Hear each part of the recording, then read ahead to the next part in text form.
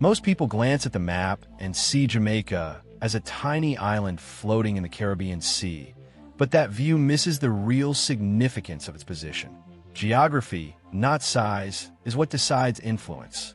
And Jamaica happens to sit in one of the most strategically valuable locations in the entire Western Hemisphere. To the untrained, it's just a tropical nation. To the world's most powerful governments, it's a gateway, a vantage point, and a potential anchor of control. Before we dive into why two of the world's largest superpowers are quietly competing for influence over this island, take a moment to subscribe so you don't miss more stories like this.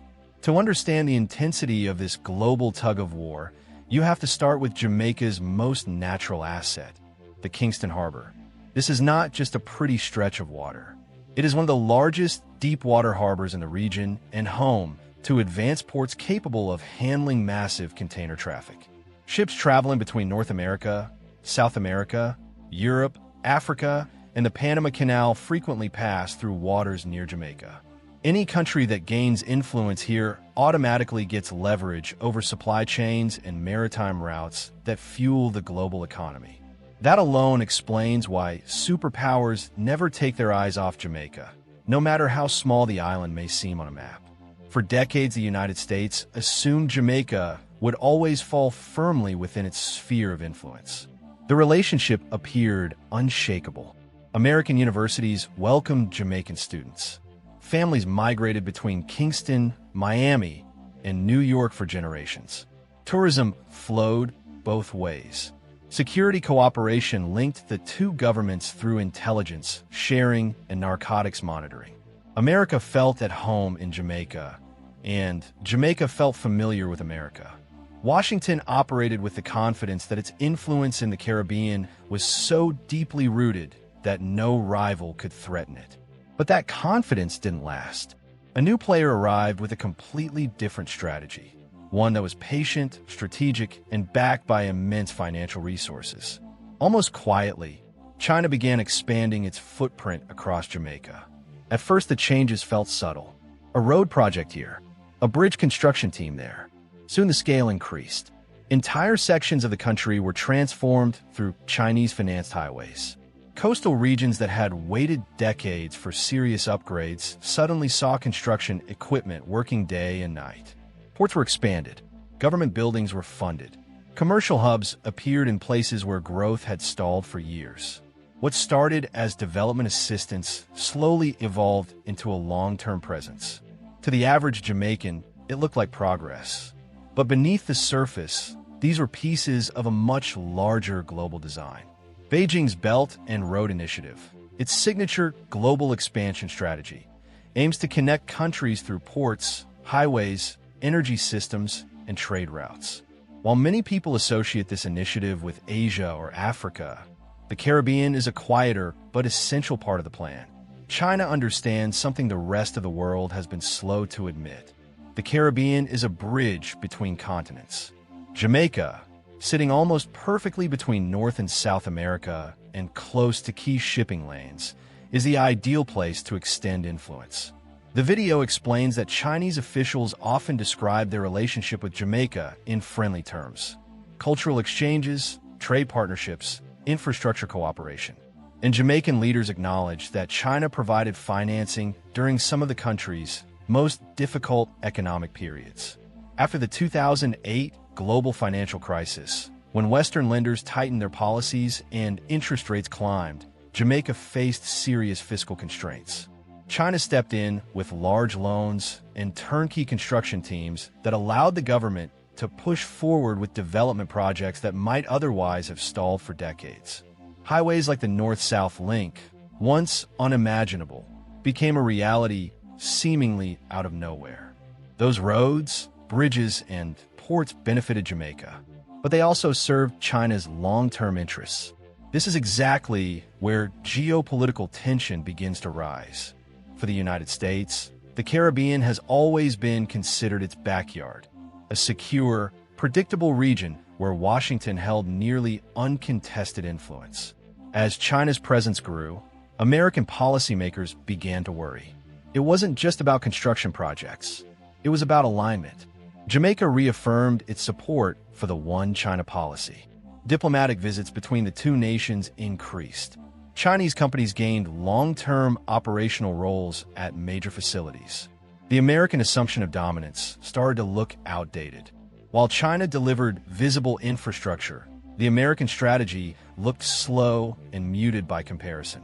The U.S. still provided security cooperation, training programs, and diplomatic engagement, but those efforts lacked the immediate impact of a new six-lane highway or a redeveloped port. And people always remember what they can see. When a brand new road cuts travel time in half, citizens take notice.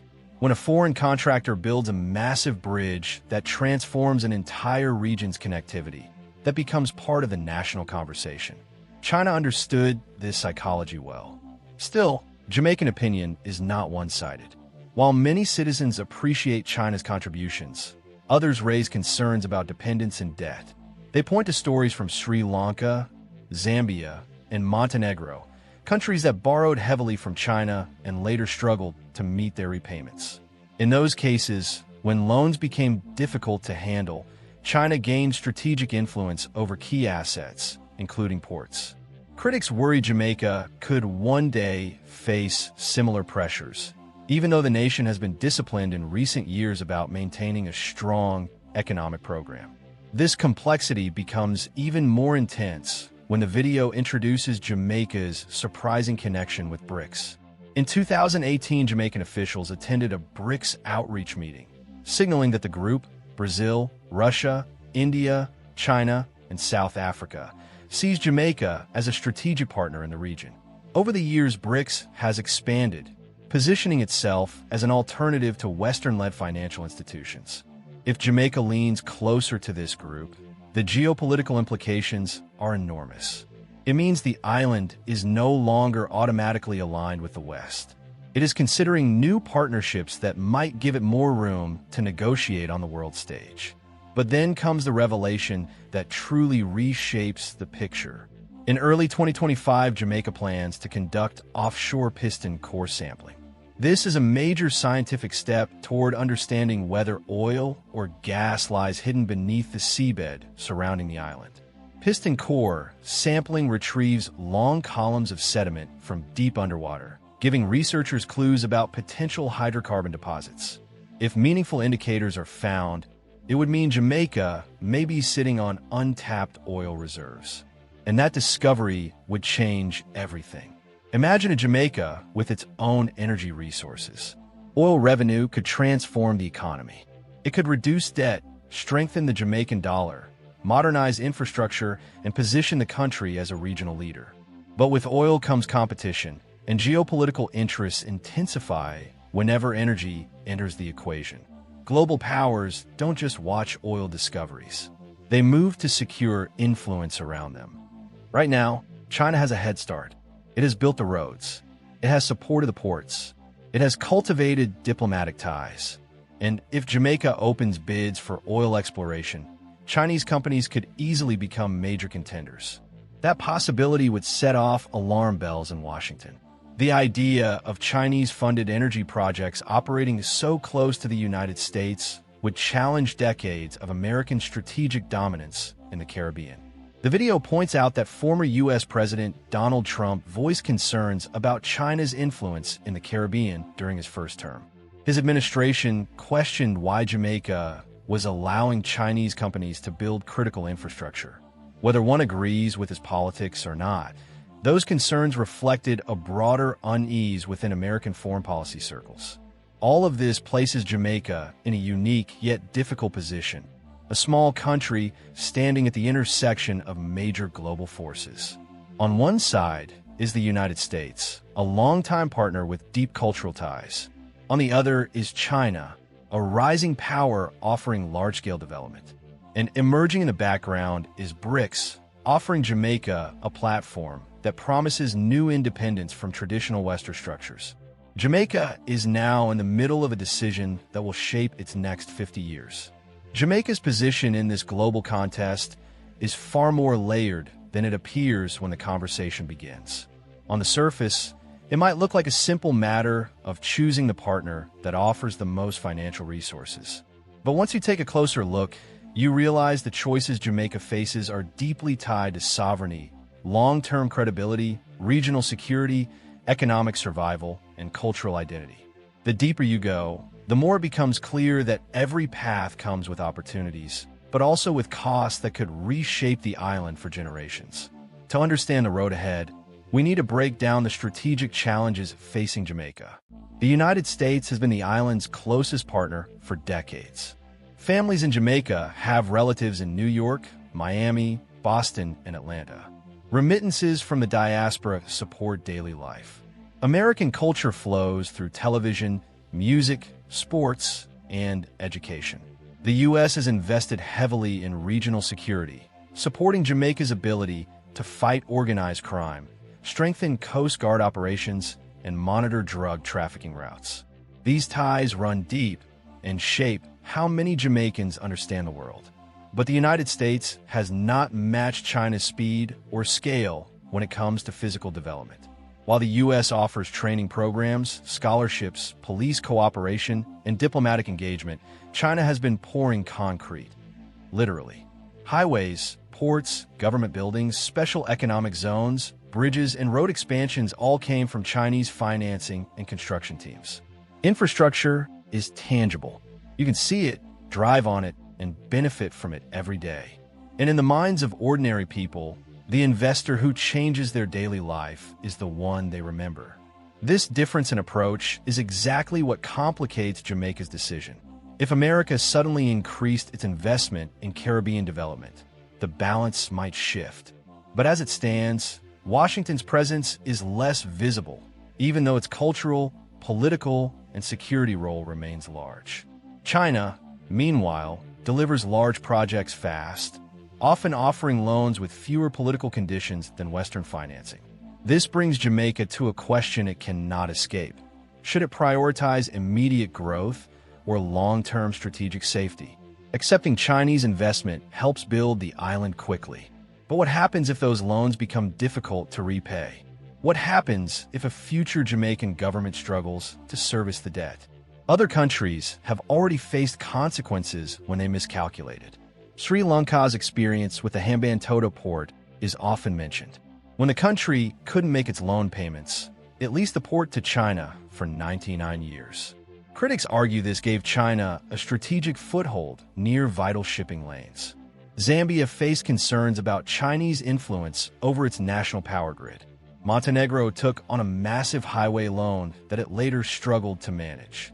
Jamaica's debt, meanwhile, is already significant. The country has done excellent work reducing it over the past decade, but accepting large new loans still carries risk. If Jamaica leans too heavily toward China, it could weaken its negotiating power in the future. If it leans too heavily toward the United States, it could miss out on opportunities for rapid development. The best path may lie in maintaining balance, but balance becomes harder to achieve once major geopolitical interests enter the conversation. And this is where the issue of oil changes everything. Jamaica's upcoming offshore piston core sampling is not a routine exercise. It is a step toward exploring whether significant oil or gas reserves lie beneath the seabed. The Caribbean Sea contains geological structures similar to regions where oil has been found, including Guyana, Trinidad and Tobago, and parts of Suriname. If Jamaica's samples reveal strong indicators, the country will move to seismic surveys, which use sound waves to map underground formations. Only after this stage would exploration rights be offered to foreign energy companies. Imagine for a moment that Jamaica discovers commercially viable oil reserves. Overnight, the island would become one of the most strategically important nations in the region. Oil would provide revenue that could change everything. Infrastructure could be expanded. Roads could be modernized. Public transportation could improve. Schools and hospitals could receive large investments. Renewable energy projects could accelerate. Jamaica could strengthen its currency and reduce its reliance on foreign borrowing. But oil also brings problems if it isn't managed with extreme discipline. The Caribbean offers lessons. Trinidad and Tobago benefited from decades of oil revenue, but the volatility in oil markets often caused economic shocks. Venezuela became one of the richest countries in Latin America before mismanagement and political instability led to collapse. Guyana is currently riding a wave of oil-driven prosperity, but now faces the challenge of managing rapid population growth, foreign influence, and environmental risk. Jamaica would need to avoid what economists call the resource curse. That requires strong institutions, transparent financial systems, and a clear plan for how oil revenues will be used. The temptation to spend quickly would be enormous, but the countries that benefit most from natural resources are the ones that think long-term and invest in areas that create lasting prosperity: education, technology, renewable energy, export industries, and resilient infrastructure. If Jamaica finds oil, foreign powers will not sit quietly and watch from the sidelines. The competition for influence will intensify sharply. China will want to secure energy partnerships to strengthen its global supply chain. The United States would resist the idea of a Chinese-backed energy sector so close to its shores. BRICS countries might see Jamaica as a valuable new partner in their expanding coalition. Meanwhile, European and Middle Eastern oil companies will rush to submit bids, each aligned with the geopolitical interests of their home nations. This is why Jamaica's decisions in the next decade hold extraordinary weight. The video suggests Jamaica must avoid becoming overly dependent on any single power. If China becomes the dominant force in infrastructure, energy, and diplomacy, Jamaica risks losing leverage. If the United States demands exclusive influence, Jamaica may miss opportunities for trade or development outside of the Western sphere. BRICS may offer new options, but aligning too closely with them could alienate traditional partners whose support Jamaica relies on. The best strategy for Jamaica is one built on diversification, diversifying partnerships, investments, and diplomatic alliances. That way, Jamaica remains flexible and in control of its future, instead of becoming an extension of another country's foreign policy. The video argues that small states often survive global competition by mastering balance. Singapore built strong ties with both the United States and China while maintaining total independence in its urban planning and national development. Qatar partnered with Western nations for security while working closely with emerging powers for economic diversification. The United Arab Emirates embraced global cooperation from Asia, Europe, and America without becoming subordinate to any single partner. These nations turned their small size into an advantage by making themselves too valuable to ignore, too independent to control, and too strategic to pressure. Jamaica can follow a similar path, but it requires clear priorities. Every agreement must be carefully evaluated. Every loan must be structured with repayment in mind. Every foreign partnership must support Jamaica's national objectives. It also requires strengthening institutions so that future governments cannot compromise the country's interests through short-term decisions. Public awareness becomes crucial here. Jamaicans cannot afford to be passive observers while global powers shape their future. They must understand how these partnerships influence daily life, from job creation and education to transportation and national security. If the population is informed, politicians will be held accountable when negotiating future deals. Transparency becomes a shield that protects Jamaica from exploitation, whether by China, the United States, or any other global actor. The video emphasizes that Jamaica should study past experiences carefully. Countries that allowed foreign powers to dominate their critical infrastructure often regretted it later. But countries that negotiated from a position of confidence used foreign partnerships to accelerate development without losing sovereignty. The difference lies in strategy, discipline, and public engagement. Jamaica's strength has never been measured in landmass. It has always been measured in culture, history, and global influence. Few countries its size have contributed so much to global identity through music, sports, and art. But the next phase of Jamaica's journey requires more than cultural power. It requires economic resilience and strategic intelligence. It requires embracing opportunities while protecting what makes the island unique. The video ends by reminding viewers that Jamaica is not just a passive piece on a geopolitical chessboard. It is an active player with the ability to shape its path. China may offer development. The United States may offer security. BRICS may offer new global alliances. But Jamaica holds the final say over its partnerships. It can chart a future that blends economic opportunity with national pride. Whether oil is discovered or not, Jamaica is entering a new era, one where strategic choices will determine its strength for decades to come. The competition between China and the United States will not disappear. It will intensify. But Jamaica is positioned to benefit if it stays disciplined, informed, and determined to protect its sovereignty. The world is watching closely, because the decisions made by this small island could shift the balance of power across the entire Caribbean.